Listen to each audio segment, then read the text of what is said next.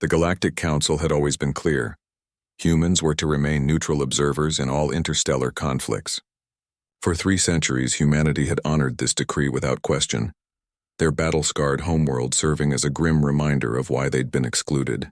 The elder species remembered the reports from Earth's unification wars, the psychological assessments, the disturbing creativity humans displayed in ending each other. No, it was better to keep them at arm's length, trading partners and cultural contributors, but never warriors. Ambassador Chen sat in the observation deck of the council station, watching the Vraxian armada tear through another Keltharan defensive line. The war had raged for 2 years now, consuming 17 systems and billions of lives.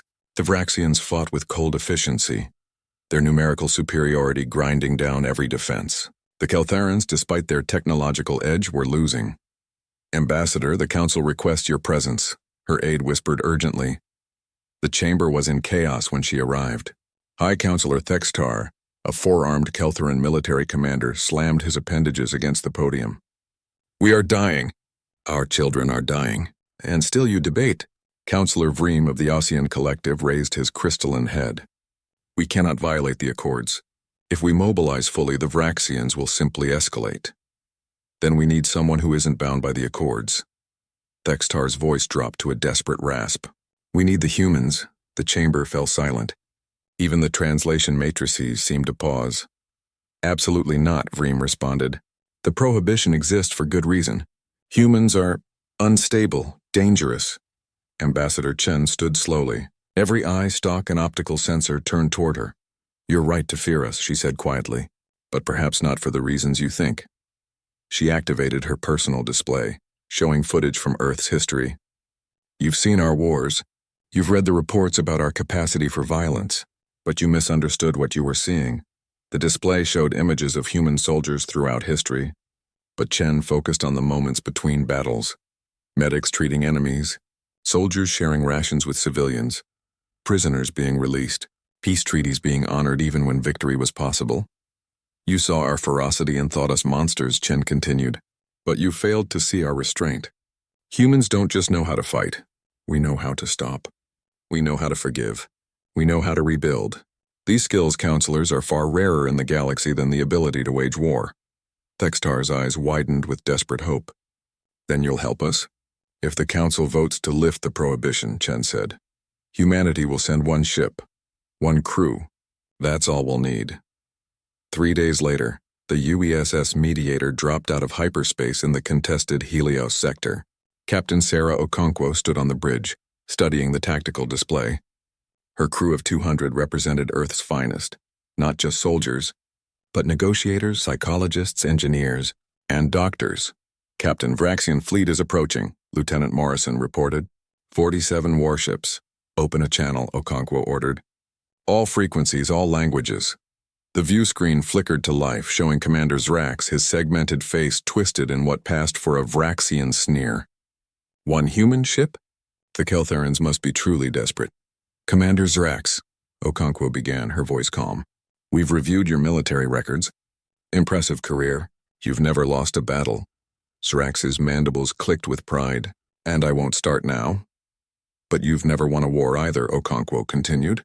16 conflicts over 4 decades. You win every battle, occupy every planet, and then, 20 years later, you're fighting the same species again. Have you ever wondered why?" The Vraxian commander's silence was telling. "It's because you don't know how to make peace," Okonkwo said. "You know conquest but not resolution. Victory but not reconciliation. You're trapped in an endless cycle, and it's destroying your economy, your population, your future. And you can break this cycle?" Zrax's tone was skeptical but curious. "We've done it before. On our own world, we fought wars that make yours look like skirmishes. We developed weapons that could sterilize planets. We brought ourselves to the brink of extinction. But we learned. We stopped. We changed." Okonkwo transmitted a data package. "These are humanity's peace treaties. Our reconciliation protocols. Our reconstruction plans. We're offering them freely. Not just to the Keltharans, but to you as well." Over the next 6 weeks, the Mediator did what no Galactic Council fleet could. It stopped moving. It parked itself between the 2 fleets and refused to budge. Human negotiators shuttled between both sides, not as warriors but as mediators. They shared Earth's painful history, their own centuries of conflict and eventual unity. The breakthrough came when Dr. Amara Osei, a human psychologist, realized both species were fighting over resources neither actually needed. The Vraxians wanted security. The Keltherans wanted autonomy. With human help, they designed a demilitarized buffer zone with shared economic development. When Ambassador Chen returned to the Galactic Council 3 months later, she brought representatives from both the Vraxian Command and the Keltheran Assembly. They signed a peace accord, not imposed by force but built through dialogue. High Counselor Thextar approached Chen privately afterward. "I understand now why you were prohibited from our wars. Not because you would have destroyed us, but because you would have stopped them too quickly. The military-industrial complex of a dozen species would have collapsed." Chen smiled sadly. "The galaxy kept us out of wars because they feared what we'd do in them. They should have feared what we'd do to end them. Peace, Counselor, is humanity's most dangerous weapon. It renders your entire war machine obsolete. The prohibition remained in place, but its meaning had changed. Humans were still barred from galactic wars.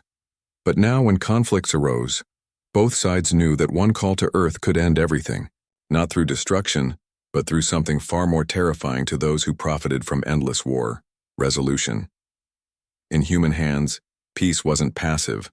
It was active, aggressive, and unstoppable.